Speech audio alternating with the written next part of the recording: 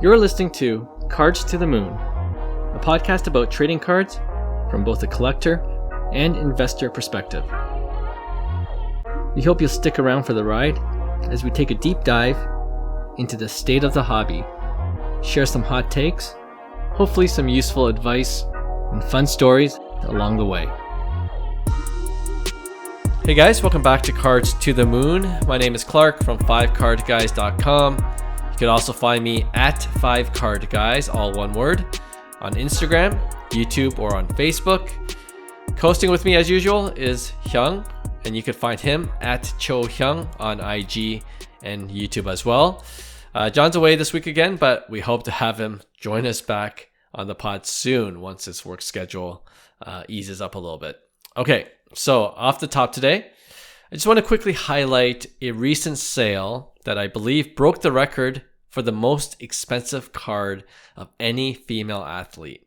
And if you guessed it was Caitlin Clark, you'd be correct, because her flawless logoman, 1 of 1, sold on Fanatics Collect for $660,000. All right. Now that's pretty incredible, especially knowing the patch, right? We discussed this before.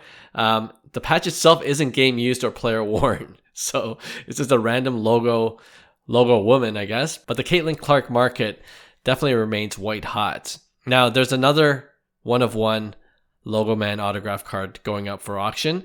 And this time it's the National Treasures card. And it's graded a BGS 9.5. And it's going to be up on Fanatics Collect again. So I think it might already be up by the time this episode airs. But first, Hyung, I want to ask you, any guesses on how much this one will sell for, considering the $660,000 flawless logoman sale? And I believe that was raw, or else encased. Right. It wasn't graded.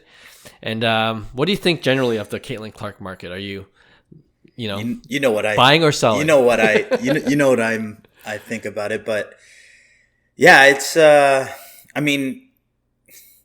660K is a lot of coin for someone who hasn't established their career. And we've seen this over and over again with the Wembys, the Zion Williamson, the hype around it. But I know Caitlin Clark is different because she's literally carrying the WNBA on her back, or at least that's what they want us to believe. And that's where I get it. Like, I'm sure here's the thing. There's only one of him. So obviously there's going to be a huge demand for that one regardless. So I don't think the price is necessarily artificially inflated per se, but it's definitely inflated to say the least. Right. So for me, it's like, yeah, it's like crazy that it's like the sale was that high. But yeah, I could see this continually increasing just because of where I guess they're positioning the WNBA and their expected growth, I would say, because there has been enormous growth, and that's what they want. They want to have that LeBron James of WNBA, and Caitlin Clark is that person they chose to build the narrative around, right? So I get it. Mm-hmm. Is it worth 660K? Is it going to go over 660K? I personally think the NT, the one that was recently pulled and up for auction, I think that's a better looking card than the flawless. Yeah, I think it's going to go over. But my real opinion on it, though. Yeah. Well, for people that don't know your real opinion on it, you want to spell it out, not to get you into trouble. It's more. I'm not a hobby in that area, so I have no interest or biased opinion, right? So my opinion really sucks, to say the least, because I'm someone coming from the outside in. But yeah, that's why I would not participate. Fair enough. I wouldn't participate either, but I get the hype, and you kind of alluded to it, right? Caitlin Clark is, or, like you said, the WNBA, they want to make her the face of the league. I guess it's arguable. There's some debate out there whether they actually like Caitlin Clark or not. Right. But from a fan perspective, a general fan perspective, Caitlin Clark is definitely the face. I think it's hard to argue against that. And so if she continues to be the torchbearer essentially, and financially she's carrying the league. All the Indiana Fever games are being sold out. There's no other team I believe that has anything selling out. So like financially, she's able to bring that to the table. How long can she do it? That's a big question. And so yeah, I think the significance of Caitlin Clark in the last couple of years especially can't be denied, but whether that holds true over the long term is the big question, right? Let me ask you, Clark, do you think that I have two questions. In order for her to keep that image, in my opinion, she has to drop 25-30 a game. Yeah. You know what I mean? So it's like, is she that type of player? And the second question would be, wouldn't she have to perform at that level to be considered like, okay, this girl's the real deal, where she's the face of the NBA? Like, we're talking LeBron James. If you look at his career numbers, at the end of the day, it's not artificial. He still had to put up the numbers that he did for as long as he did for his cards to justify that inflated price, right? Or whatever. Because I'm sure his 03 logoman is like worth probably over 10 million now. So it's like, in that trajectory, do you see Caitlin Clark as that equal, or at least even 10% of that price? Like, I don't think so. But like, to ask that question, like, what do you think? Is she that type of player that's going to drop 25-30 in the WNBA? I think she can. But I mean, this is coming from a person that never watches a WNBA game. Right. So take that with a grain of salt, right? But I think what I've seen in the highlight reels and everything else, if she stays healthy, she's a top tier player, no doubt. She's more than just a 3-point shooter. Like, her assists per game from the stats I've seen lately, she's a well-rounded player. So I mean, like, I think from a points per game perspective, I think Paige Beckers has more. Right. Like, she's not the top leading scorer of the league. Not even close. Right. But she still brings the attention in the headline. And I guess to your point, for her to continue to do that, yeah, she's got to improve her game a bit more, right? But I think she's capable of it. So, I could be totally wrong in a year or two. She could be, I don't want to say a fad, but definitely there was a certain incredible, actually, level of hype when she went through the college system and into the WNBA league, and we've seen that. Right. So the hobby is capitalizing on that hype. And I think it's also locked in because her endorsement deals are obviously way bigger than her NBA status or salary that she's making. So I think companies like Nike, they've already invested in Caitlin Clark long term. So I think in terms of public figure, that's no doubt like she is that person. It's a matter of, okay, you got to follow up with the performance now, because if you're the GOAT of the NBA, it's like nice numbers that she's putting up right now. Like, they're nice, but they're not GOAT numbers, at least to create that much separation from everybody else. And to me, that's what we're talking about here is she that person? Can she become that person? And then even if that's the case, some may say yes, some may say no. If you're on the favor of yes, then she's going to have to do that for many years for that price to be justified. You know what I mean? Yeah. And that's fair. And I think that's good perspective, because $660,000 is a lot of money. And I was trying to check recent comps for that. And I had to go back, and I did a narrow search between 650,000 to 700K within the last 2 years.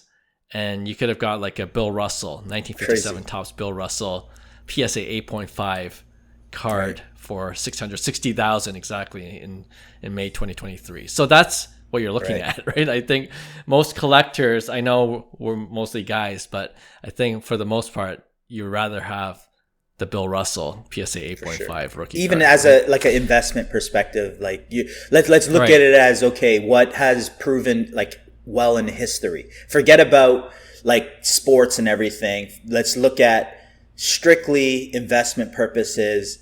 What has been around? What's a newer item? What would you dump that money into? And then, of course, it's the same thing. Volatility wise, yeah, for sure, you're not going to see the volatility in vintage. And we've talked about this the last 5 years, right? It's like vintage is the safe play. It's always gone up, right? So it's something that if you're looking at it from that perspective, yeah, it's a totally different game. You can't even compare the two. And I think just based on that, it's like that's the game you're playing in. It's like you're talking about real true investment grail cards that are vintage, that could potentially,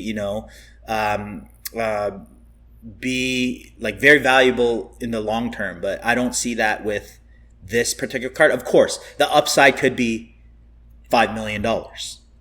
Right? Yeah, I was going to say that. Like the upside is tremendous if she does play out to be like the legit person in the league, right? And it, the card itself, we're talking about the National Treasure logoman, but I think it's inscribed. The Flawless was definitely inscribed. They're both inscribed. So you got that going for it too. Yeah, they're both inscribed. So that's another added feature, of what could be an iconic card for her. So, all right, let the debate continue amongst our listeners. You tell us what you think of the Caitlin Clark sale, and how much do you think will the National Treasures Logoman 1 of 1 go for? All right, let's move on to hobby headlines. All right, so last time we recorded, Hyung, we talked about repacks because PSA launched their own repack service called Graded Grails. It was announced by Jeff Wilson, sports card investor. And listen to episode 306 if you want a full recap of that. But TLDR, it's PSA authenticating these repacks, which are selling for $300 each, with the potential of hitting an $1,800 card, right? And the floor is also about $140 in current value. Okay, anyway, we're talking about repacks again today because 2 new repack products were announced recently. Let's start with the ongoing collaboration and partnership between PSA and GameStop. As we know, GameStop in the US has become another place where you can submit your cards to be graded by PSA. And we've discussed that on our podcast before. Now they're teaming up again to offer a new repack service known as Power Packs. All right. And these Power Packs allow collectors to open digital packs featuring cards that physically reside in the PSA vault. Now, once you open the packs digitally, they can be either shipped to the customer, to the person opening these repacks. You can hold them at the vault because that's where they are right now, or sold back to GameStop. Okay, and I just got a few more details reading a Yahoo Sports article. And it says Power Packs will have 5 price tiers, the lowest being $25 all the way up to $1,000. They offer varying chances of pulling cards of certain values. And football and Pokemon cards will be available at launch, with plans to add more categories in the future. And the acquired cards are managed through the Power Packs website, which is powerpacks.gamestop.com. And I don't think it's live yet. I think it's in beta. But when it does go live, that's where you can find these Power Packs. And the payouts can be sent via direct deposit or added to the user's Power Packs balance. All right, that's all the details. What do you think of this collaboration between PSA and GameStop?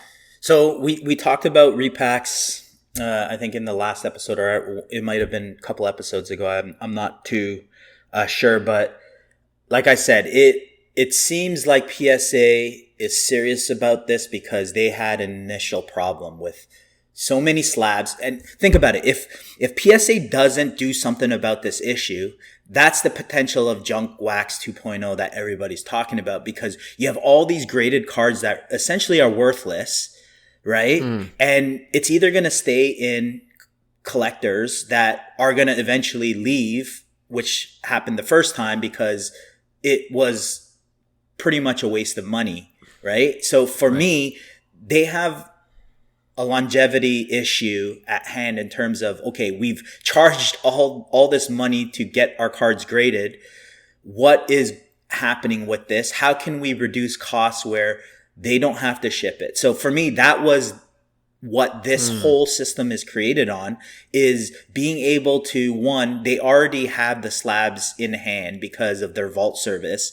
It's an ecosystem that allows them to be way more profitable, but also at the same time create a solution to a problem from an economic standpoint where, okay, now there's exit for people, right? Which is huge because for someone that, you know, is sitting on a bunch of slabs, whether they participated in repacks before, or, you know, they graded cards that were PSA 9s and they have no use for them and they're not necessarily resellers, what are their options, right?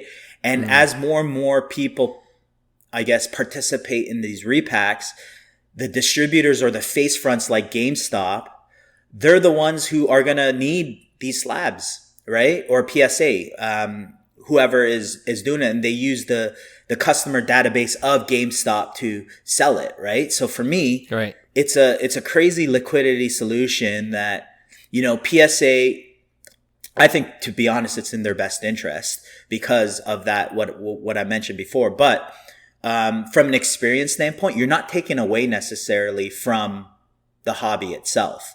And yes, of course, there's dangers of the gambling. And, it's like, hey, this kind of looks like a casino, but like this whole hobby looks like a casino, but in a different front, right? And essentially that's what it is with different payout structures, right? So for me, it's that gray line that is always going to be the issue. And those are things that you really can't avoid at the end of the day because it's in our culture. It's sports gambling is in our sports in general, which is crazy. Yeah. That's a topic in itself. So for us to expect not to have that when the main category is sports. Right. Do you see what I'm saying? You can't have double standards is what I'm saying. It's like because then you're not going to enjoy sports in general. Why would you? Because it's against your standards of whatever it is. Oh, this is a casino. It's like, well, sports is a casino too. So it's like, at the end of the day, that's what we're dealing with from a macroeconomic scale. So, yeah. No, I love the point you mentioned that this is really another way to, for collectors to liquidate their slabs so that they can, I guess, I don't want to say reinvest, but they could put money back into the hobby however way they want, right? And you kind of said it really well already. I don't have to rehash it, but it always comes back to the argument for people who really don't like repacks, the casino, the gambling side of things, which is a serious issue for some people. But like you said, you know, there's already sports gambling that exists, and it's unrealistic to think that you're going to get rid of it altogether. Right? There's got to be ways to manage it for people that do have a problem. Maybe that's the next thing. You know, we've already seen it from a sports gambling side of things, right? Where, you know, they put something in place, and maybe you can argue that it's not enough, but for addicts to have a place to call or to really get some help, right? Maybe that's the next step within the hobby. You know, it's like, here's, you know, we're going to provide some support in this area because we know that it's a problem. So yeah, there's that. But yeah, I think it's kind of a no-brainer. We keep on saying this with, especially if you're looking at PSA as a business, right? This is going to be just another way to obviously generate revenue. My question is more, is GameStop the right partner? And I guess we'll see. You know, like they're probably thinking, oh, we already have a partnership with GameStop. I think GameStop is a perfect partner, Clark. Why is that? For if you're PSA and you need retail outlets, right? Is it faster to build your own network of retail outlets or partner up with someone that is struggling, that doesn't even know their own identity, and they're looking for a product that they could monetize off of? So for me, it's a net zero for PSA, really. It's just a matter of selling GameStop on the idea that PSA will manage all the repacks and vault services and make it really easy. And to me, it's a no-brainer for PSA. Really, I think it's a no-brainer for GameStop, but both, PSA. That's what I think. That the partnership works well because of that, because both parties are kind of benefiting from it. Yeah, no, I only bring this up because, you know, I think on a recent podcast with Will and Roy, we were just kind of half joking. It's like, would you trust your $2,000, $3,000 card and submit it through GameStop? Probably not. You know, we might want to go to a local hobby shop instead. But kind of to your point, I guess if that third option or one of the three options is to have it sent back to you. Actually, no, they could send it to you directly to home. So you don't even need a retail outlet. It's more if you want to sell it back to GameStop as an option, right? So, you know, it might work because GameStop, we discussed this in another pod where they're pivoting from video games to collectibles. So maybe this is just one of their strategies to really fast track that. For sure. Right? No, 100%. Yeah. And I think, like I said, GameStop, they're going through identity crisis ever since, the whole GME thing. And to me, it looks like an easy transition because GameStop has the clientele and database for that. And to me, that network is what GameStop, the brand power that GameStop has, the consumer trustability. And that's what branding does, right? And to me, it's like that conversation with Will and Roy, our logic as a hobbyist is we would never go to a retail spot like GameStop and we'd go to a hobby shop. But I think the common consumer conception is kind of the opposite. I don't want to trust a small mom and pop shop. I'm new to this. GameStop is very reputable. You see what I'm saying? So for sure. Yeah. The argument for that for sure. I get that. Yeah. I'll just add this before we move on to the second collab announcement, but kind of what I mentioned or we mentioned in the previous episode about graded grails that Jeff Wilson helped launch with PSA. It's all about the execution, right? Like if the website, this Power Packs website is clunky, like that's going to be a problem. Sure. So you want to make sure the user experience is A1 from the beginning.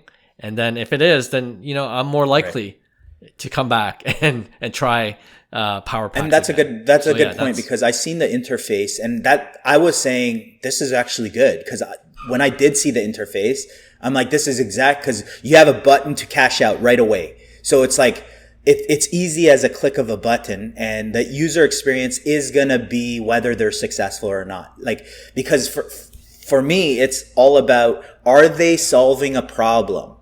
And if they make it logically, like very simple, right? Where they're making it better for hobbyists or consumers, it will sell. Right. So for me, based on what I've seen, this is why I'm more biased on GameStop because I've seen the interface. I've seen the steps they're taking. And I'm like, oh, this makes total sense. Yeah, no, it's pretty wild where GameStop was even a few years ago with meme coins and just where they are now. So that's crazy. Okay, let's move on to the second announcement. And that's Arena Club and eBay are teaming up to offer slab packs.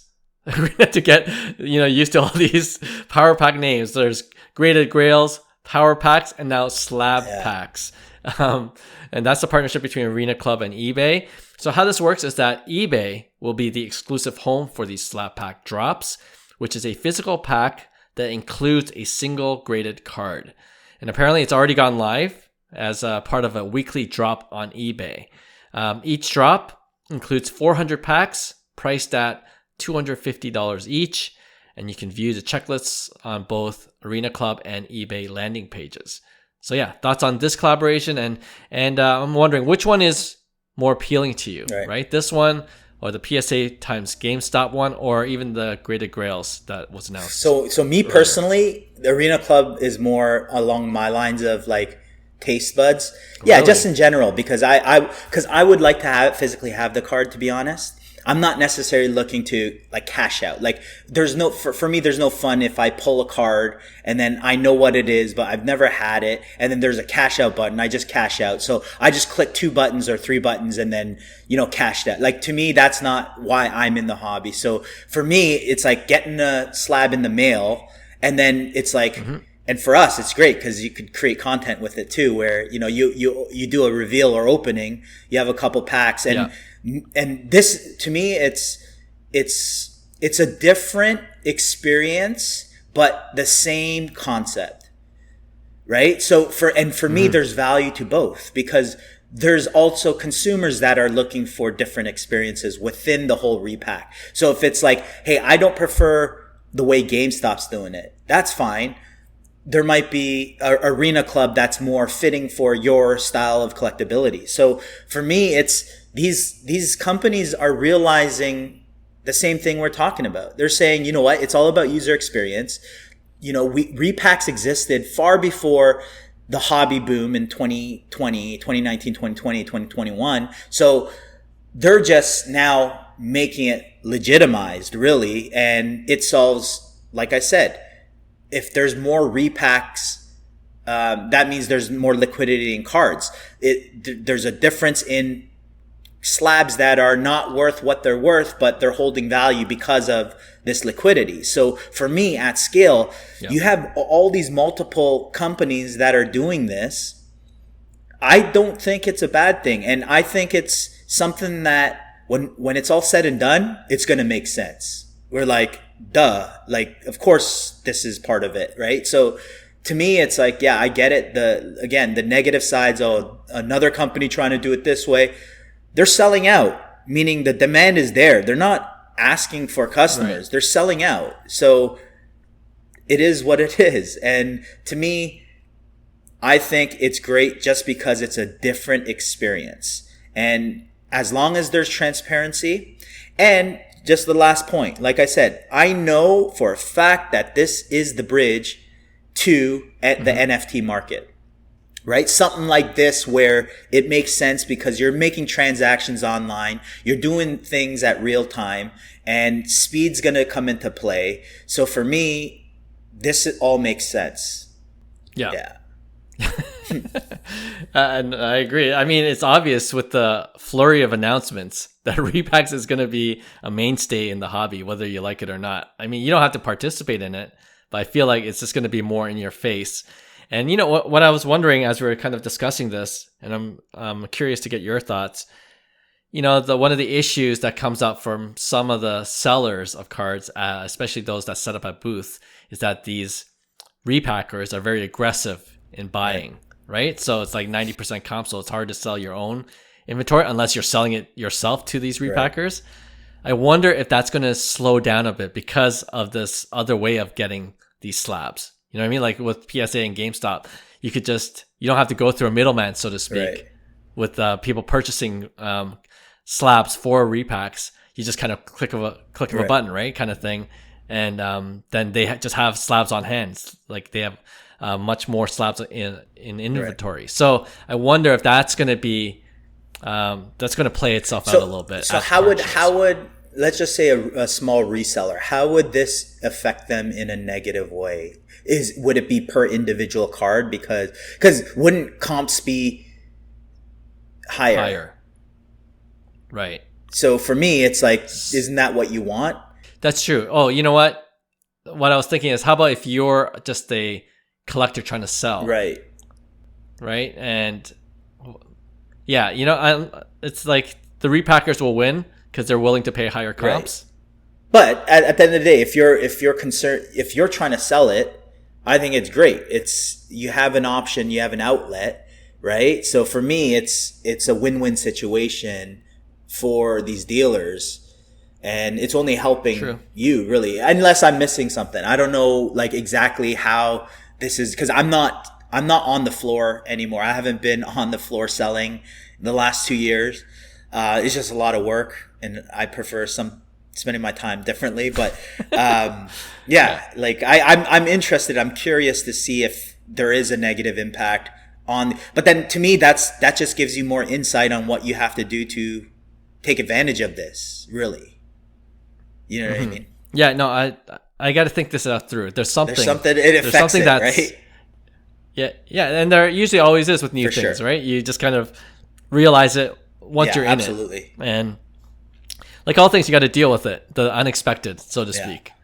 So, but I mean, if any of the listeners can see an obvious hole in this whole process or a main issue that might arise from an increase in repacks, please let us know. I'm sure there is that we can't see right now, but for the most part, it seems increasing liquidity is generally a good thing for collectors in general. I'm telling you, if we don't have this is where I could see, okay, how fast are we bringing people into the hobby? How fast are people leaving the hobby?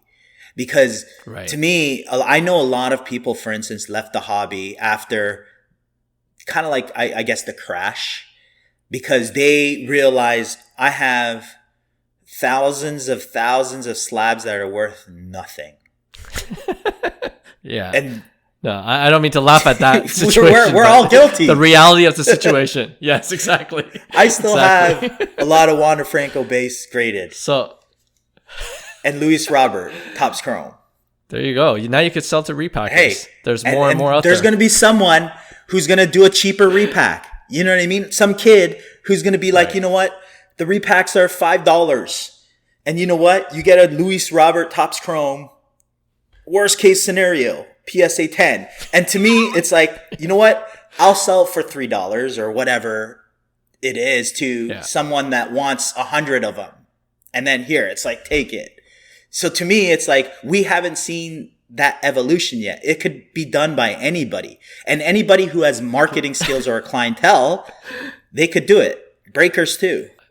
Dude, I don't know, man. I don't know if I want to see that personally. It reminds me of the, you're gambling in the narrow, like the dirty streets. That's where you're going for the $3. The super low end repacks. You're like, hey, and it doesn't even have to be slabs though. It could just be regular cards, right? Like, and that's the credibility though, right? You're gonna get a dented corner raw card, right? That's even worse. Yeah, that's even worse. Kids are going to be kids. They're very adaptable, so they see the opportunity, and they're like, how do I make a quick buck? You know what? I'll take these junk slabs that nobody wants at the pennies at the dollar, and then upcharge these packs, and then put a chase in it.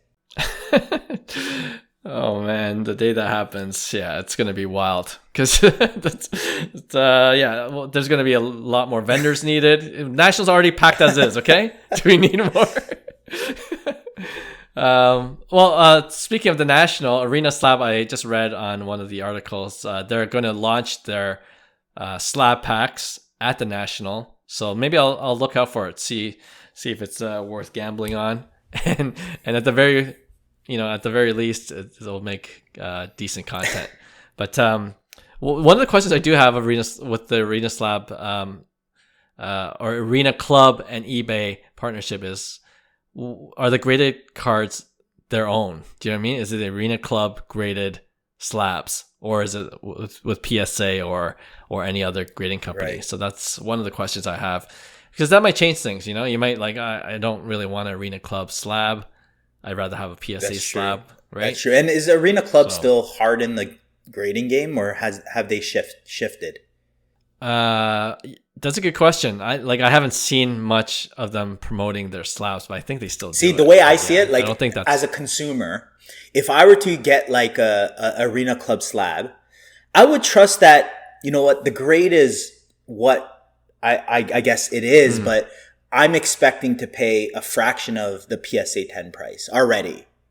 Right. So to me, if they're not pushing this game where it's like, man, we're killing it in the grading slab, I would just stick with just graded cards in general, and then, you show the transparency so people know what the chase is. So I think you could mix Arena Club, but I hope that it's not all Arena Club graded cards. It has to be PSA 10 grails that you're chasing, because that's like the industry standard, right? Yeah, I'm looking at the Arena Club website, and so the slab packs that they do have, they show slabs that are not just Arena Club. Makes it's sense. PSA and BGS as well. So there you go. We just answered that question. It'll be interesting to see how dominant Repacks becomes in the next few years, because it's obvious that it's becoming a thing for sure. All right, let's move on to our next segment, and it's a new one. I'm calling it Guess the Beckett Price.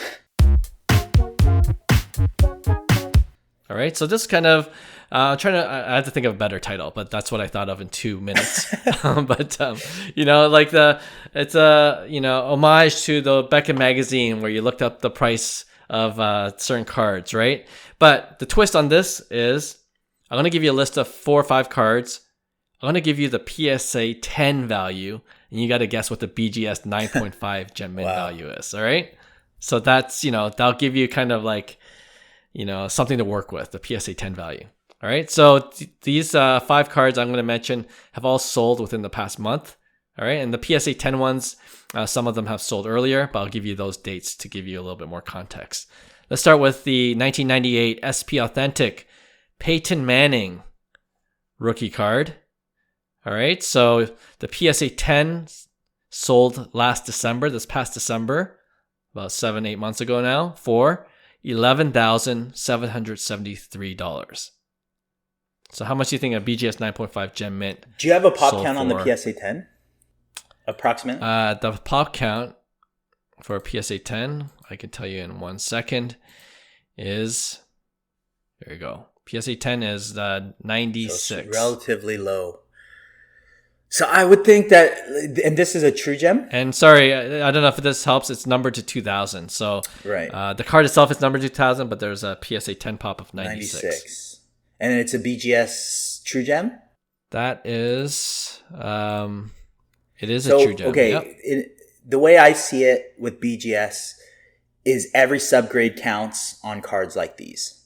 So even a min gem versus a true gem on this card would actually increase the value, where, you know, and then a true gem plus would increase the value. So I would say it's not as bad as the modern stuff we see, where BGS absolutely is like under 50% of the value.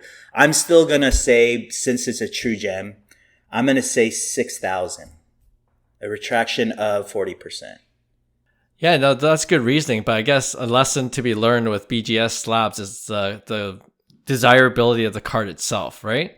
So I guess in terms of Peyton Manning rookie cards, I don't know. I'm not an expert on football cards in general, but this one sold for $3,249. Wow, what a deal. Yeah. Like, you know, maybe the overall lesson as we go through these cards one by one is we still believe in the value of like Beckett buying BGS 9.5 cards. But here's the thing, Clark. Do you believe the PSA 10 is inflated, or the BGS 9.5 is true value? Both.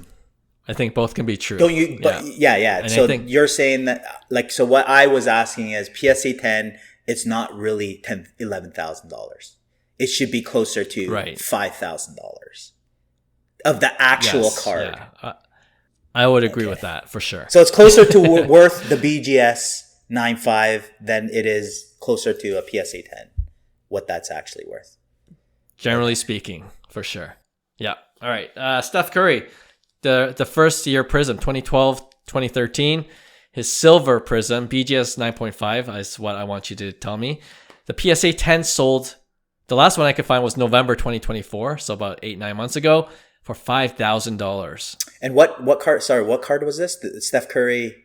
The Steph Curry 2012 Panini Prism. Okay, so the first year Prism silver, and then a PSA 10 sold for 500. Oh, 5,000. Sorry, 5,000. Yeah, 500. That was a great deal. What a deal. 5,000. Yeah, I don't know. Like, the 2012 Prism still is a hobbyist set to me. Like, it's not. I don't think it's as desirable to the general public as a true hobbyist would see that card. But that 2012 Prism is really hot. So I would say, you know,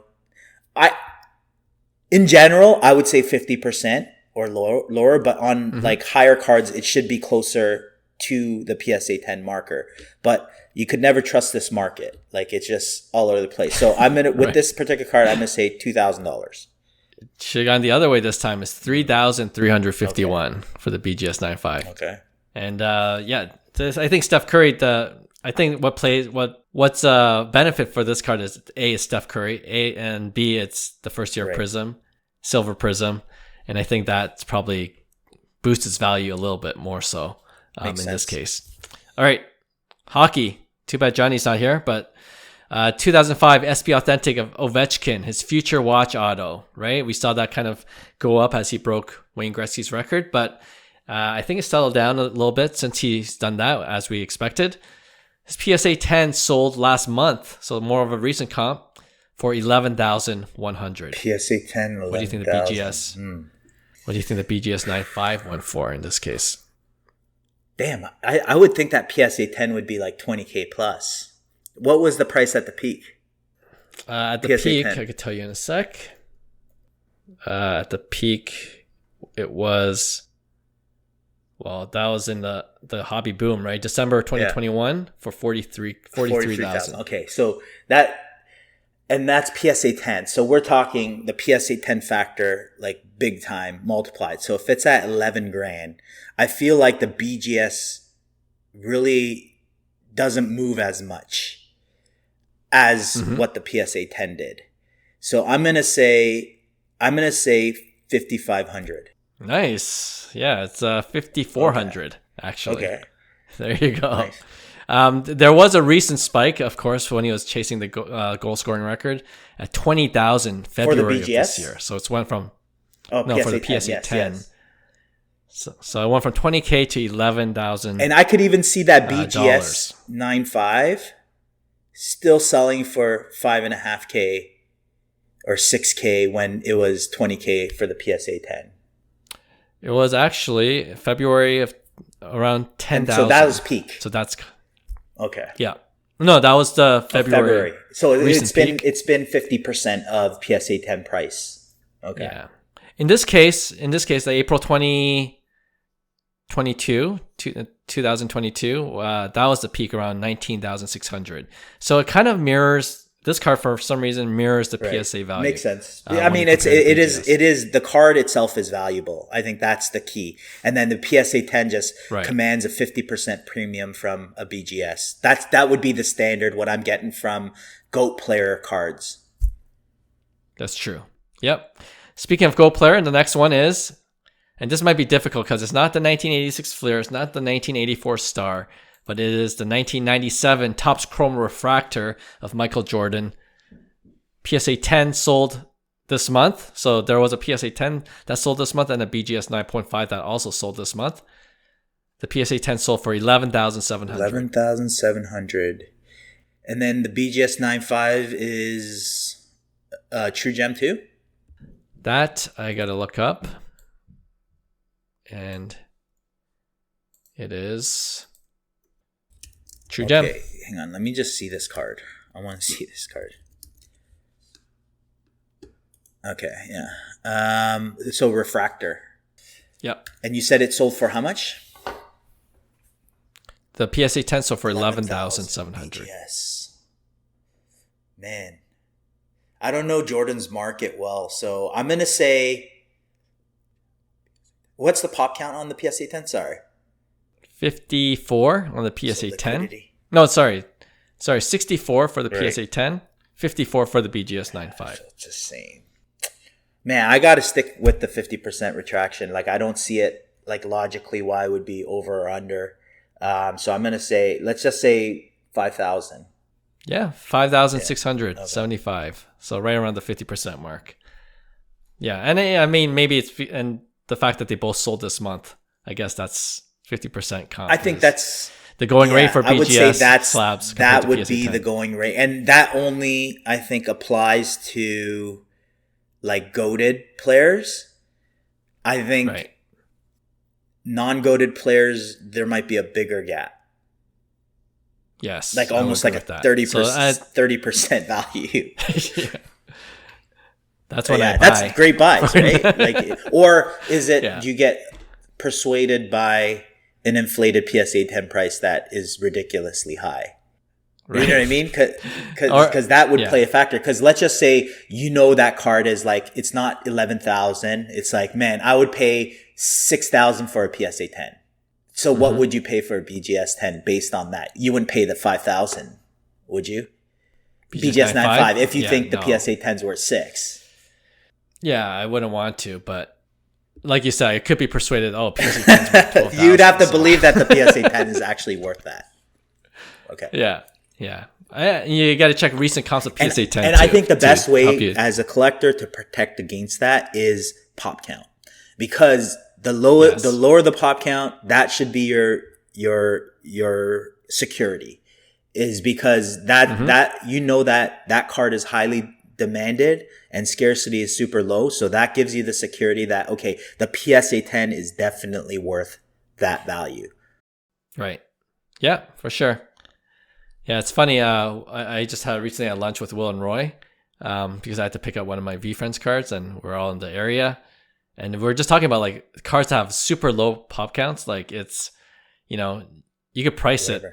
You have more flexibility in pricing whatever you want it to be. Like comps don't even matter at that point if it's super low. You just look at the listing price actually. In that case, you're like, hey, you're not going to see this pop up often, and the only listed price is this much. I could sell it for you for this much if you really want. And then the dangers of that game, and that's what I really liked. I used to really like super low pop cards, and then it went back to liquidity. There's no liquidity in it because some people might not think it's worth what you think it's worth because of the pop count. Yes. So there's the dangers of the other side of, you can list it for whatever you want, but if you want to get rid of it, then it's going to be an issue. But I think in the long term, if you're right and you have a really low pop card, like single digit pop count of any GOAT player of a desired card, like that's where you could ask the moon for it, and people will be, especially in this market, this is where you see those record sales. So for me, I see the super upside of low pop count cards, and that's why I still kind of dwell in that game.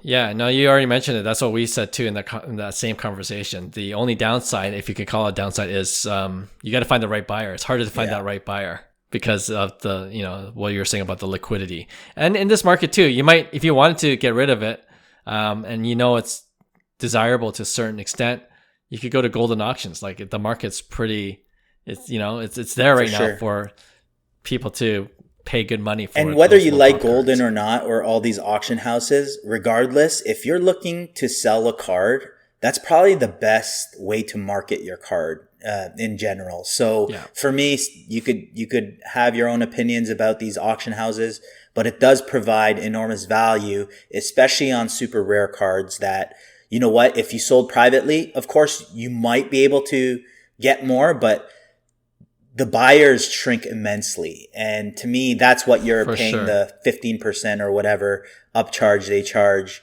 on that fee. So like I said, with everything, there's good and bad. It all depends on your personal, preference. Yep, absolutely. All right, last one. This one's for Roy. This is probably going to be just a wild guess for you, but the 2013 to 17 Pokemon Promo XY Japanese poncho wearing Pikachu, Rayquaza. So all you have to know is that's a very desirable Pikachu has a poncho? Pokemon market. Uh-oh. Yeah, there are multiple ponchos actually. But this one's a Rayquaza. PSA 10 sold this month for $9,111. What do you think the BGS 9.5 would do? I got a question for you. Is BGS existent in the Pokemon world? There is, because the BGS 10 black label, the most desired, just like sports cards. So everyone's trying to go for that, but obviously most will fail. That's the thing. There are some BGS market.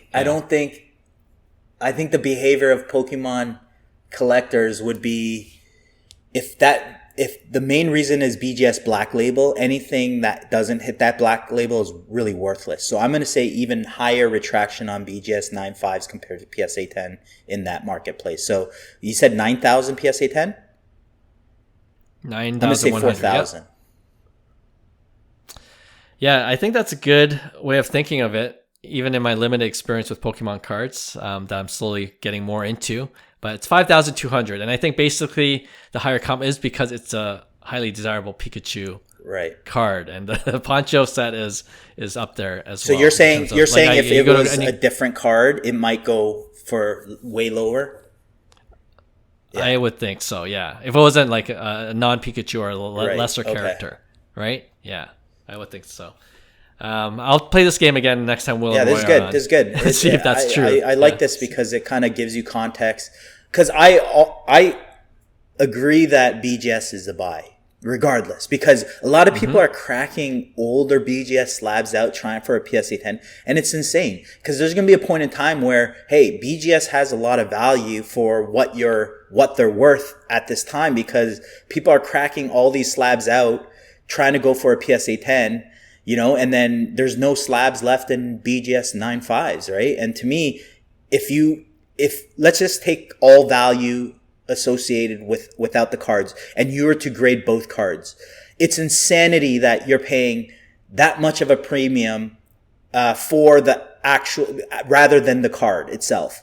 So to me, it goes back to what we always believe as a hobbyist. Collect the card, don't collect the grade. And to me, it's the value that you're buying it on usually tend to be winners. And for me, long term, BGS 9.5 is a great buy. I agree 100%.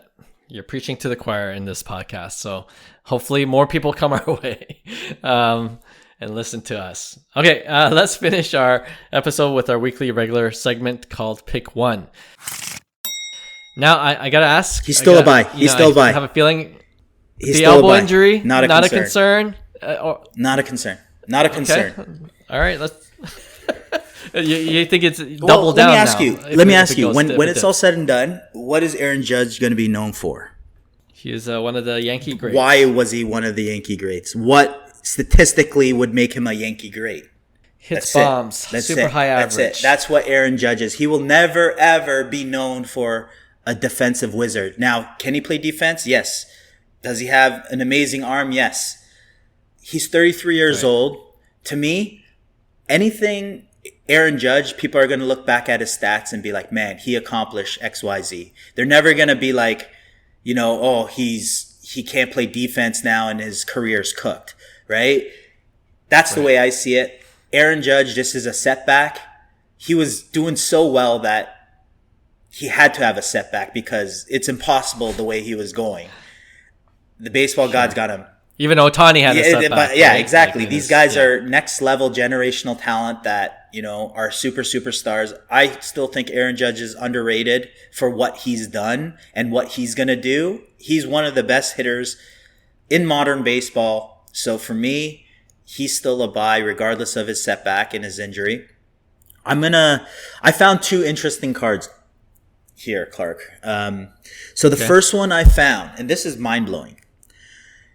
So Aaron Judge has his rookie cards in 2017 and his first chrome in 2013. Okay. So in 2013, Bowman Sterling usually drops a set with high prospects or prospects. So at the time, there was actually an Aaron Judge Bowman Sterling prospect auto. Okay. In 2013, same year as Bowman first chrome. A BGS 9.5 of that sold for $952. Okay? An auto, 2013, July 30th. So this was yesterday as of this recording.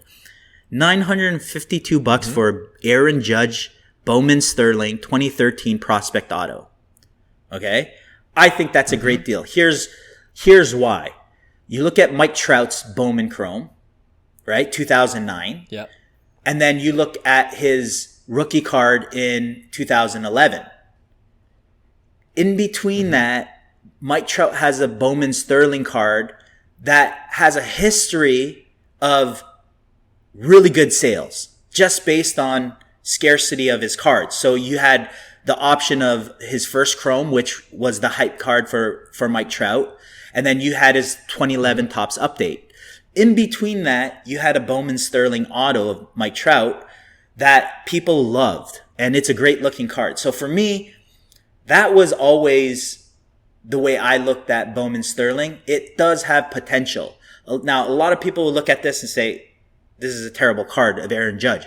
I completely disagree. I think history shows that this card can have value in the right hands at the right time, right? Especially based on what Aaron Judge's Bowman first chrome was doing. So to have a 2013 auto of Aaron Judge, because remember, if you get an auto of any of his rookie cards in 2017, you're going to pay a premium for that. So you're paying under $1,000 for 4 years before his rookie card, and it's $952. Right. So that's justification one.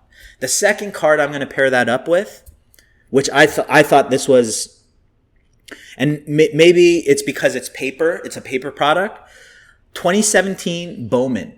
Okay, paper set, right?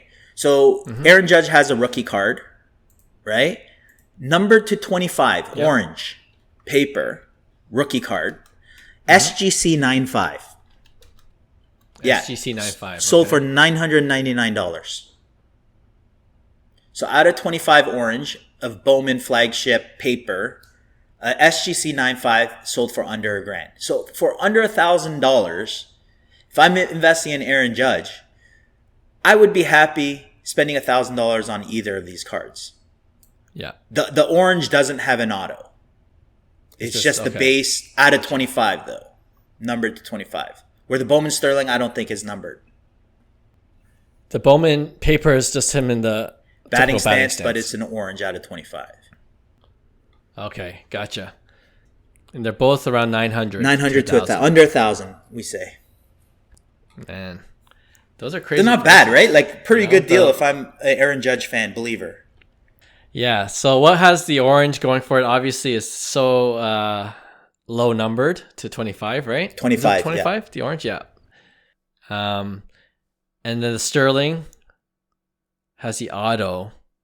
You know what? I can't believe I'm saying this. I'm going for the paper orange. Really? Is it? Yeah. You know why? Because I'm an auto guy. Like my initial gut reaction, I'm like, oh, it's easy. It's auto. But the Bowman Sterling has parallels as well. Right. And when I searched it out, I'm like, oh, these are higher prices. But then I realized there's a parallel 75 and has an autograph. Right. You know what I mean? So there's more auto parallels. So I'd rather pay a little bit more to get the lower numbered parallel auto of Bowman Sterling. I think that's better value, even better value. Right. What's just out of context, the refractor, what is it selling for? Yeah, so I looked it up. It's a BGS 9, I think. Sold recently. Right. BGS 9.5 number to 150 sold for 2,000. 2,000, okay. Yeah. So half the price. And I would say the base is a print run of 500, somewhere around there. Okay. So, and like if you go back to July 22nd, which is just a week ago, the BGS 9 number to 75 is 1,700. Right. Like I'd rather get the BGS 9 number to 75 than a BGS 9.5 base. BGS 9.5 number to 150. Okay. So right. And the auto isn't the greatest for the 150, so there's other factors to consider. But anyway, you know what I mean? Like there's other cars that lower numbered instead of the base auto, which is a tremendous value for $900, $990 or whatever it is. But in this case, the orange is only numbered to 25, and the SGC 9, I don't mind that grade for such a low pop count. Right. So I'm going with the paper. That's crazy. You know what the crazy thing is? I'm going with the paper as well.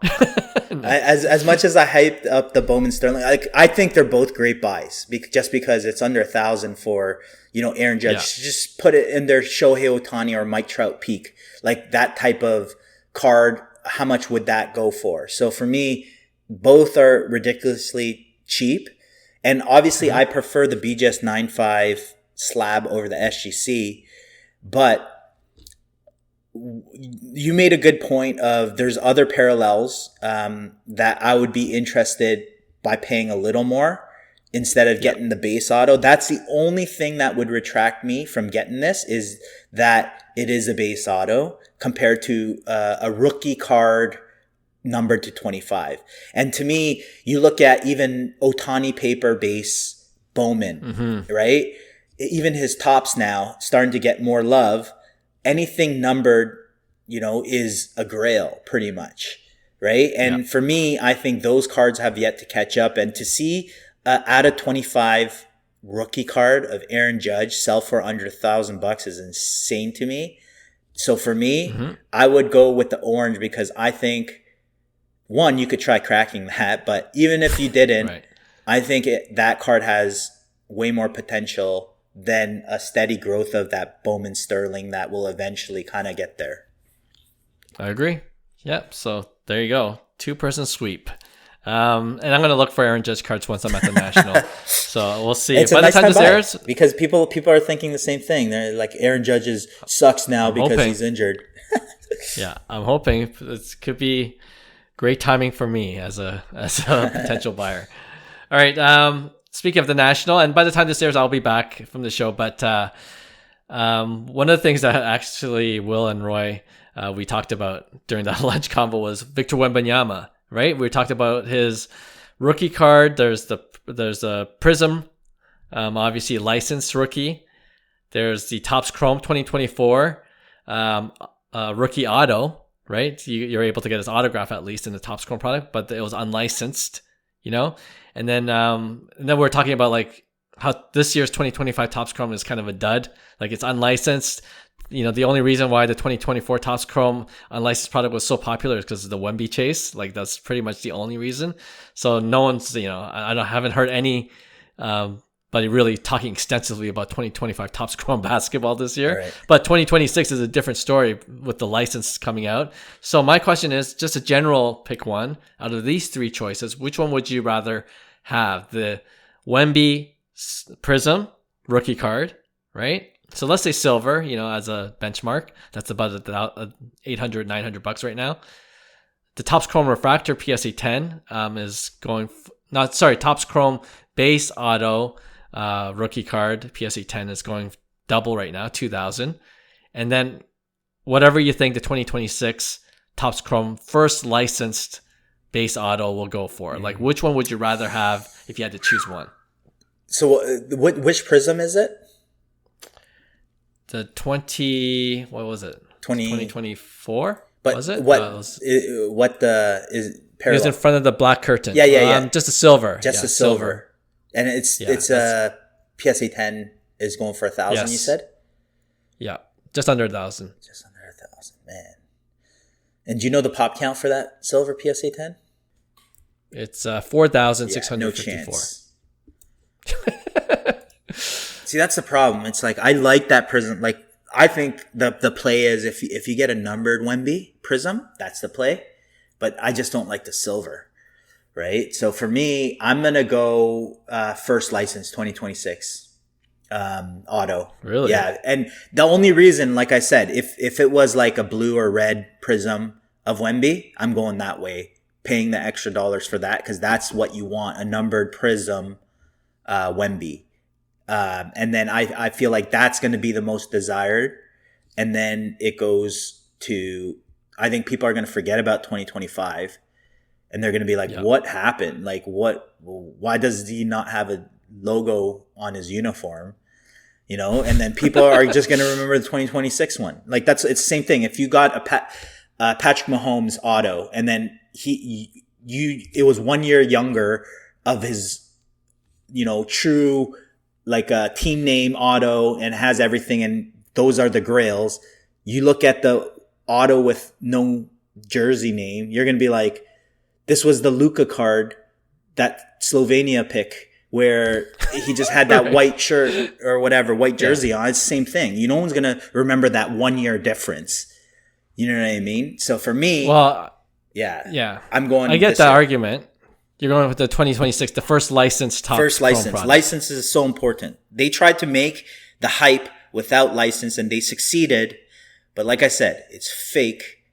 It's fake value. You didn't like that prom pose that we kind of all liked at the time? I mean, I like the prom pose. Basketball. Yeah, but it's like they forgot to put the jersey name on the jersey. That's what people are going to remember is what I'm saying. They're just like, why doesn't he have his jersey? No one's going to know about what happened with the license. Well, Prism did this, but no one cares. It's like they're going to only see, man, this is the sick auto that everybody wants, right? And then they'll look at the other card, 2025. They're like, why doesn't he have 2024? Why doesn't he have a name in his jersy? Why is he looking over his shoulder like that? Yeah, that's from 2024 to 2025. That's going to be the question, and then that's why I like the Prism, but I don't like the silver Prism at 4,000 pop count. Right, 4,000 pop count, and the blue. If you want a number one, you're going to pay an arm and a leg too, right? But so that's to me that's justifiable rather than a high pop Wemby. You know what I mean? Because it is a generational talent that is going to demand a premium. But I think those Prisms, because of the whole situation, it's one of those things where people are going to look back and say, this is the grail. This is the card you want, the Prism. You want the Prism. I think you're convincing me, man. I kind of wanted the 2024 Topps Chrome first rookie year auto, like legit rookie year, but I'd like it too. Yeah, I mean, honestly, what I said during that lunch, I'm like, I kind of want both. Just have it, you know what I mean? Because if you're a strong believer in Wemby, like they're both going to go up in value to a certain degree. Yeah. But which one's going to go higher is the question, right? But the only thing with 2026 is I wonder if people will think like this is actually his third year card. You know what I mean? Like it's his third year. So I wonder if that's going to play a factor into it, or if they're just going to just see the Topps Chrome first licensed brand. Like I think if you could argue that the first year unlicensed, who cares about the dynamics between Panini and Topps at that time? 10, 15 years down the road, you could be saying the same thing about 2026 Topps Chrome. It's like, oh, yeah, sure, it's the first year with the license, but it's not the first year rookie. Like if I'm a purist, I think I might just go for the Panini Prism. Like this is the card. And I think thinking about it, the Prism could be the card where you're like, oh, they don't even print basketball license anymore. So this was one of the last. 100%. I see it that way too, but I just don't see it on the silver Prism. That's like a base card. Right. 4,000 is a base card. Like Pop 4,000 is like literally a base card. If you go to any rookie card, you go to Steph Curry Topps Chrome base, not even a refractor. What's the pop count there? I don't know what it is, but 4,000 seems high. Right. Yeah. True.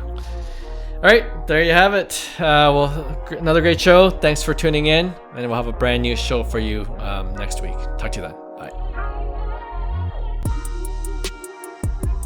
Hey, thanks for listening to Cards to the Moon. We'd really appreciate you subscribing to our podcast wherever you listen to your podcasts.